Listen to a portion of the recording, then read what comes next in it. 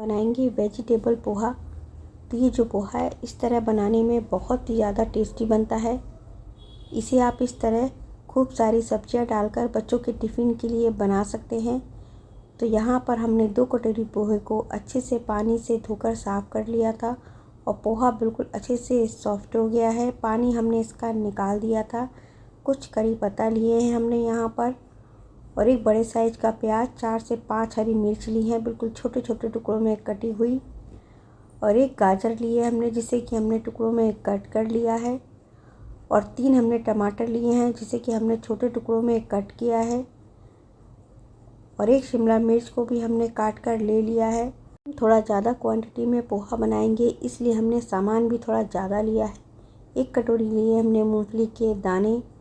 तो यहाँ पर तेल अच्छे से गर्म है। तो सबसे पहले हमने ये जो मूंगफली के दाने लिए हैं इसे हम अच्छे से फ्राई कर लेंगे, और जब मूंगफली के दाने इस तरीके से ब्राउन हो जाए तो तेल में से निकाल लेंगे।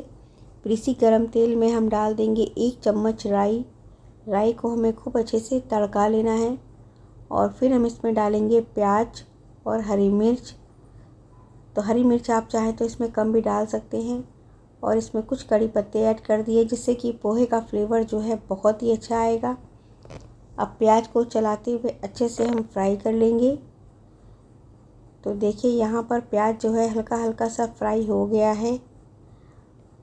तो बस इतना ही प्याज को हम भूनेंगे। फिर हम इसमें गाजर ऐड कर देंगे, हल्का सा गाजर को भी फ्राई कर लेंगे। फिर इसमें कटे हुए टमाटर ऐड कर देंगे, टमाटर को भी चलाते हुए हल्का सा हम भूनेंगे। फिर हम इसमें नमक ऐड कर देंगे 1 छोटी चम्मच, थोड़ा सा हल्दी पाउडर, थोड़ा सा डालेंगे इसमें लाल मिर्ची का पाउडर। बहुत ज़्यादा मसाले इसमें नहीं पड़ते हैं। तो इन सारी चीज़ों को हम मिला देंगे, और अब इसमें डाल देंगे शिमला मिर्च। तो यहाँ पर आप चाहें तो बीन्स, मटर या फिर और भी सब्जियाँ इसमें अपने पसंद की ऐड कर सकते हैं। अब इसे ढक के रख देंगे थोड़ी देर तक टमाटर को सॉफ्ट होने के लिए। तो यहाँ पर देखिए टमाटर जो है अच्छे से सॉफ्ट हो गए हैं। टमाटर को थोड़ा सा इस तरह और मैश कर लेंगे, और फिर हम इसमें डालेंगे भीगा हुआ पोहा। और पोहा जो है बहुत ही ज़्यादा सॉफ्ट हो चुका है क्योंकि हमने पहले ही इसे भिगो कर रख दिया था। अब गैस का फ्लेम मीडियम पे करके पोहे को हम सारी सब्जियों के साथ अच्छे से मिलाएंगे, और जब पोहा सारी सब्जियों के साथ अच्छे से मिक्स हो जाए बिल्कुल इस तरीके से, तभी हम इसमें थोड़ा सा नमक और ऐड कर देंगे। थोड़ा नमक इसमें हमने पहले डाला था, थोड़ा अभी डाल दिया है, और नमक को अच्छे से पोहे के साथ मिला देंगे।